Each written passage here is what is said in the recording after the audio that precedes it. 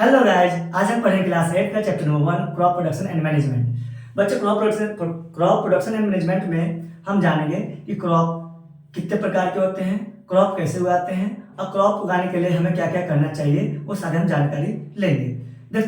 चलो बच्चों देखते हैं। बच्चों, क्रॉप क्रॉप होता क्या है? When plants of same kind of ground and cultivated one place और लार्ज स्केल, यानी कि बच्चों जब एक स्थान पर एक तरह के पौधे यानी एक जैसे पौधे बड़े पैमाने पर उगाना क्या कहलाते हैं? क्रॉप कहलाते हैं। आपने देखा होगा जैसे कि गेहूं की खेती होती है तो उसमें बहुत बड़े पैमाने पर गेहूं ही उगाई जाती है। ये धान की खेती होती है तो धान ही धान उगाए जाते हैं। तो इस तरह से बच्चों ये जो क्या है, क्रॉप कहलाते हैं। जैसे एग्जाम्पल देखते हैं बच्चों, सीरियल्स है, पल्स है, वेजिटेबल्स हैं। अब क्रॉप जो बच्चों दो तरह के हैं, उगाने के तरीके हैं। एक तो दो मौसम, बेसिकली दो सीजन में उगाए जाते हैं। एक तो होते हैं खरीफ क्रॉप्स, एक होते हैं रबी क्रॉप्स। जो खरीफ क्रॉप्स होते हैं बच्चों वो रेनी सीजन में उगाए जाते हैं। जैसे कि पैडी हो गया, आपके बाजरा हो गया और हो गया मक्का हो गया। ये जो फसल होते हैं वो कब उगाए जाते हैं? रेनी सीजन में उगाए जाते हैं। ये जुलाई से सितंबर के बीच में उगाए जाते हैं। रबी क्रॉप्स वे क्रॉप्स होते हैं जो क्रॉप्स विंटर सीजन में उगाए जाते हैं। ये अक्टूबर से मार्च तक उगाए जाते हैं। ये जैसे एग्जाम्पल है बच्चों, व्हीट, ग्राउंड और मस्टर्ड।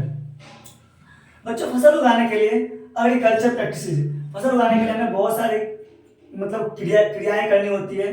जैसे कि आपने देखे होंगे, प्रिपरेशन ऑफ सॉइल, मिट्टी को तैयार करना, सोइंग मतलब बीज को बोना, एडिशन मैन्यूर एंड फर्टिलाइजर, और मैन्यूर और फर्टिलाइजर को ऐड करना, इरिगेशन सिंचाई करना, प्रोटेक्शन फ्रॉम वीड्स, और क्या करना है, वीड्स से बचाना है, खरपतवार से बचवाना है, और हार्वेस्टिंग मतलब जब उसकी कटाई भी करनी होती है और स्टोरेज तो भंडार भी करनी होती है। बच्चों, सबसे पहले हम जानते हैं कि प्रिपरेशन ऑफ सॉइल, सॉइल को तैयार करते समय, मिट्टी को तैयार करते समय हमें क्या क्या करना चाहिए वो हम देखते हैं। तो टिलिंग और प्लोइंग, पहले बच्चों जब मिट्टी को फसल उगाने से सबसे पहला प्रक्रिया ये होता है, पहला प्रोसेस ये होता है कि मिट्टी को पहले उसकी खुदाई करना और उसको मिट्टी को अच्छे से तोड़ना। The process of loosening and turning of the soil, यानी कि जो बच्चों है मिट्टी को, बड़े बड़े जो मिट्टी होते हैं उसको तोड़कर और एकदम सॉफ्ट कर देना, उसी को क्या कहते हैं? टिलिंग और प्लोइंग। इसका फायदा क्या क्या होता है बच्चों? इससे फायदा ये होता है कि allow the roots to break easily, जो रूट्स होते हैं वो आसानी से मतलब जो होते हैं जमीन के अंदर आसानी से मतलब मिट्टी के टुकड़े को तोड़ देते हैं। Allow roots to penetrate deep into the soil, और क्या होते हैं बच्चों, जो रूट्स होते हैं वो काफी जड़ों के अंदर तक पहुंच जाते हैं। Help the growth of earthworm and microbes, और क्या करते हैं जब मिट्टी बहुत छोटे छोटे कण होते हैं तो उसमें क्या होते हैं, जो केचुआ होता है वो क्या करते हैं, आसानी से खाद को मिलाने में हेल्प करते हैं मिट्टी में, और मिट्टी को तोड़ने में भी मदद करते हैं।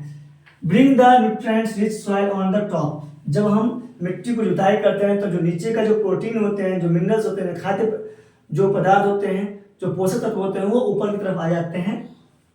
क्रम्स क्या होता है बच्चों? क्रम्स एक तरह से बड़े बड़े मिट्टी का टुकड़ा होता है। The big piece of soil. Agriculture improvements, अब एग्रीकल्चर खेती सुधार करने के लिए हमें क्या क्या करना चाहिए? पहला है प्लाव, प्लाव मतलब हल का काम करना चाहिए, हु मतलब फावड़ा, कल्टीवेटर मतलब जो आजकल टाइम में ट्रैक्टर जो होते हैं बच्चों उसी को हम क्या कहते हैं? कल्टीवेटर। अब प्लाव तो आपने देखे ही होंगे गाँव में कि एक जब पहले के समय में किसान जो लोग जो होते थे बैल लेकर एक उसके साथ में हल लेके चलते थे, बैल के साथ में एक हल लेके चलते थे और उससे क्या करते, खेत की जुताई करते थे।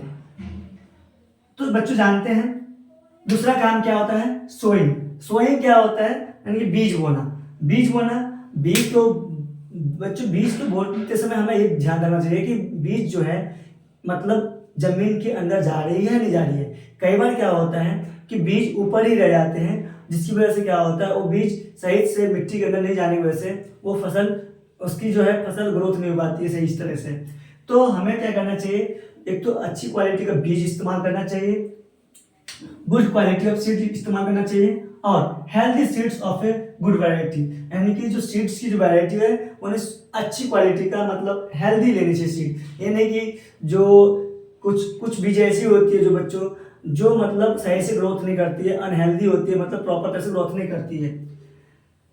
अब इस बीज को हम क्या करते हैं, एक कीप लेते हैं, उस कीप में क्या करते हैं डाल देते हैं और उसके माध्यम से पूरे खेत में बीज को बिछा मतलब डाल देते हैं। तो इससे क्या होता है, पूरे मिट्टी में जो है बीज अंदर चली जाती है और कुछ दिनों के बाद फिर से क्रॉप उगाते हैं, मतलब ग्रोथ करते हैं। तो बच्चों ये वीडियो आपको कैसा लगा है? यदि अच्छा लगा हो तो लाइक एंड सब्सक्राइब करें। Thank you guys.